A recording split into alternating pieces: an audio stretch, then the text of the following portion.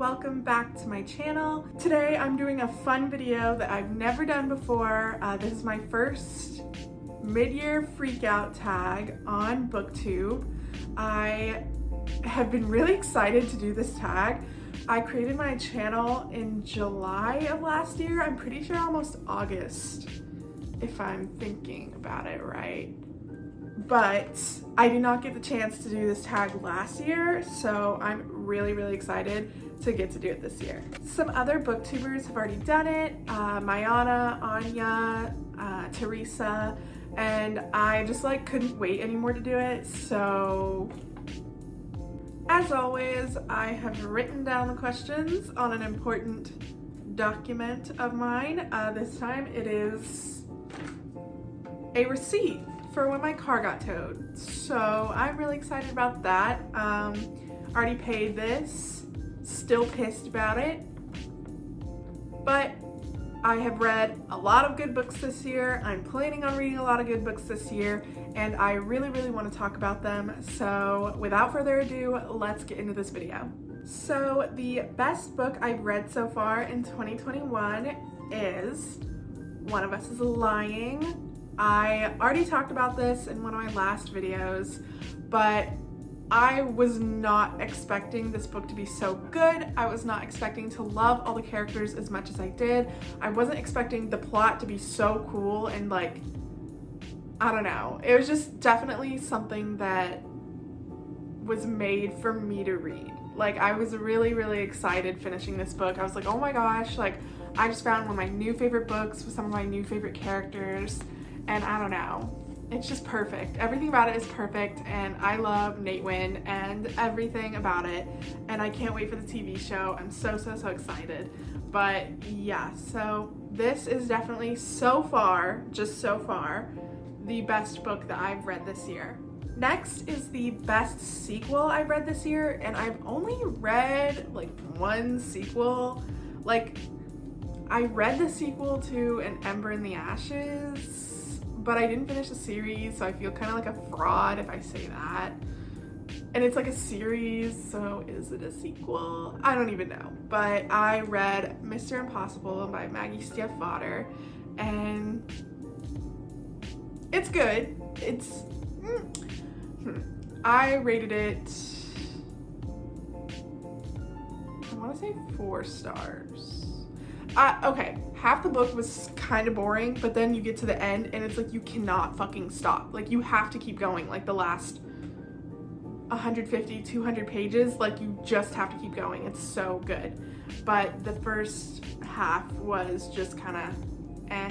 I'm reading it obviously for Adam and Ronan, who isn't, besides a few people reading it for Declan. I loved Jordan's character and Carmen and Liliana, but I just wish there was, okay, Maggie stiefvater is not that great with plots. What the fuck is going on? What's the point? It's better than the Raven Cycle plot, because that was just nothing at all. At least this has some backbone of you know what's going on, but at the same time you don't really. I'm reading for the characters. I am reading for Adam and Ronan, even though there were barely any Adam and Ronan lines. The ending was pretty cool, and sad, and I want to die. Oh Ronan, what have you done? Pain. Love it. It's not the best sequel I've ever read, but I haven't read any sequels this year besides this. I've been reading mainly standalones, so this is my only option, and I rated it 4 stars because I love the characters.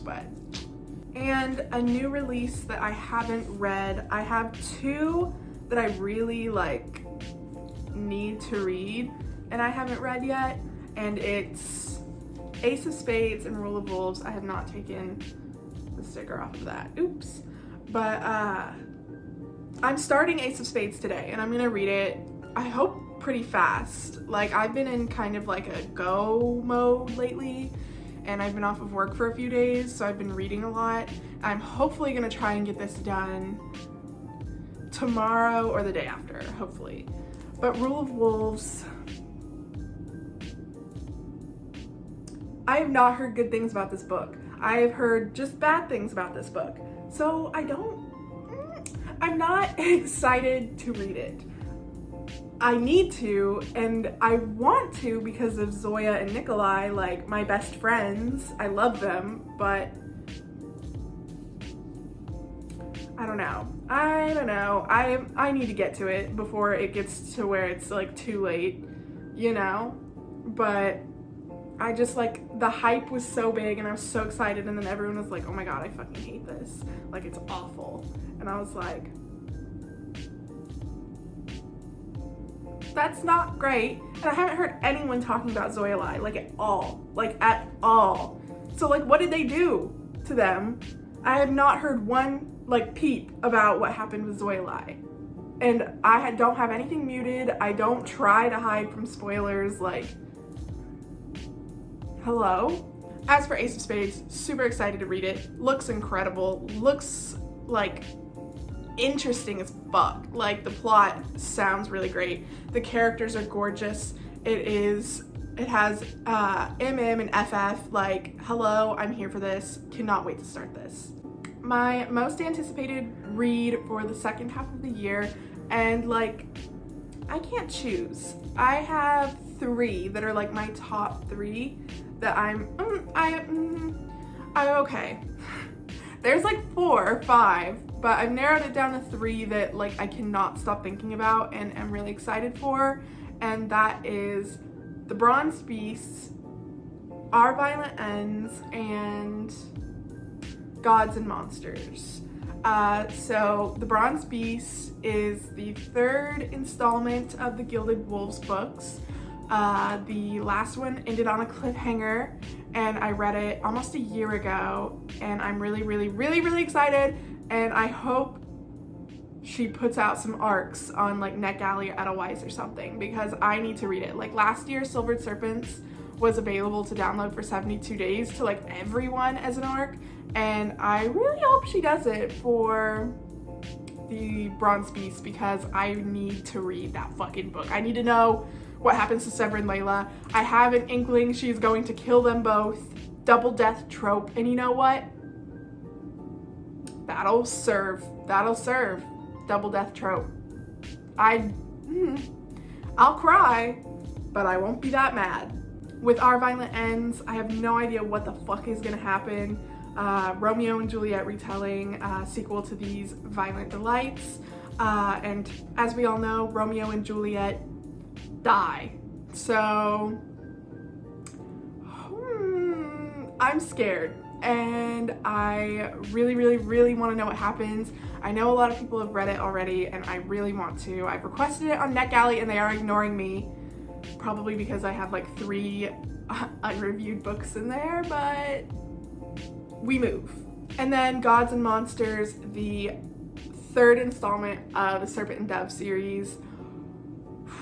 One of my favorite series and like couples from a book that I like did not expect to be that obsessed with was Lou and Reed, Serpent and Dove, Blood and Honey, like all of it. So fucking good. And I'm so excited for like Dark Lou in the next book, because she's been like possessed or whatever, but I want it so bad. And I got declined for the Blood and Honey arc last year, so if there's an arc for Gods and Monsters, I'm probably gonna get denied for it, but I still want it regardless, and I am crying waiting for it. Others are The Hollow Heart, Aristotle and Dante Dive into the Waters of the World, and probably more that I can't remember right now because I'm kind of stupid. Biggest disappointment. And okay, so 1, there is May the Best Man Win.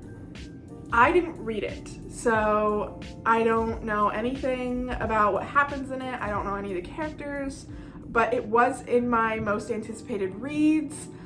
Not anymore, because I read a line from the book on Twitter. Someone screenshotted like the paragraph and posted it, and it is super lesbophobic. and blaming the oppression of trans people on lesbians, which is not good, as most of you know. They said that most TERFs are lesbians, and I just can't vibe with that kind of accusation against lesbians. So I won't be reading it, and I was really sad to hear that because it looked good. Like, the cover was good, the description was good, there was a trans main character, a gay romance, sports, like it could have been everything that I wanted, except me and the lesbians, best friends. So I can't read this. Second was a book I did actually read, and it is called Saving Seymour. And this is an ARC that I got, just a random book that showed up in my business email, and they were like, do you want an ARC of it? And I was like, that sounds kind of good actually. Yeah, I do. And it's about these guys, soulmates. When you meet your soulmate, you start seeing in color, and people that can see color are like oppressed, and it kind of like, that was very cringe for me. I don't know. I did not like how all of that was portrayed. I didn't like the story and like the ideas. The characters would have been so good if there were some aspects of the story that just like didn't exist. Like, it felt to me like it was trivializing oppression, and it was really annoying because there was still other types of oppression in the book, and if your allegory of oppression is good enough, then I don't see why you need like fat phobia and racism and blah blah blah. It was an allegory, obviously, for homophobia. Like, it was so obvious that it was an allegory to homophobia. It was like, every day these people make up new colors. Like, it was so obvious, and it just was not good. It was not good. I didn't like it, and I rated it 2 stars. The biggest surprise for me, like the book that shocked me most that I enjoyed, was The Flatshare by Beth O'Leary. I didn't take the sticker off still, sorry. But yeah, this was really good, and I wasn't expecting it to be good. It was just like a random book that I found in Half Price Books. Said, oh, that looks cute. Probably gonna be a 3-4 star read, probably, but like, I'll read it. And then I read it and I was like, this shit is good. Like, this is actually really good. And it got me, like, it was good. It was good. Tiffy and Leon, really great romance. All around, really good. I would recommend it to anyone because it is super duper duper cute. And I honestly would read it again. Like, I would sit down and read this again. I'll probably end up like skimming through it at some point. I really do that a lot at like 4 in the morning. I'll be like, oh my gosh, I missed them. And then I'll go and pick up a book and then skim through my favorite like chapters and stuff for like 2 hours. But yeah, I really enjoyed this book. Biggest surprise, wasn't expecting it. Okay, so next is my new favorite author, and okay, it's like not a new author, but new to me, obviously, and that's what the questions like said. So new to me, favorite author, Mariana Zapata, new favorite author, like must read all of her books. Like, her books are an instant read. And I did read From Luke with Love and Culty like last year, and I loved From Luke with Love, but I didn't like Culty, so I didn't think she was gonna be a new favorite author. But I've read All Roads Lead Here, hands down, The Wall of Winnipeg and Me, all this year, and they were all incredible, and I love them so much. So I deigned her one of my new favorite authors, and now anytime she says any words about like writing or a new book coming, like, I am on my knees begging. I just think it's a hit. It's a hit every time. Like, even Culty, that was like just okay, still got me in some of the scenes. Next is a new fictional crush, and that would have to go to Nate in One of Us is Lying. Bad boy, criminal, rides a motorcycle, like, he got me so bad. He is so sexy. When Bronwyn was like, I promise not to murder you, and he goes, that's hot. Like, he had me blushing. Like, okay, Nate, okay, I see you and I'm in love with you. Incredible man. Next is a new favorite fictional character, and Jane Sue. You are the love of my life. I love her. I am obsessed with her. I would die for her. And I didn't realize until I read this book that I had like a type. But I do, and it's embarrassing, but I'm obsessed with her, just like sly, like flirty, like the short black hair, the leather jacket, the ripped jeans.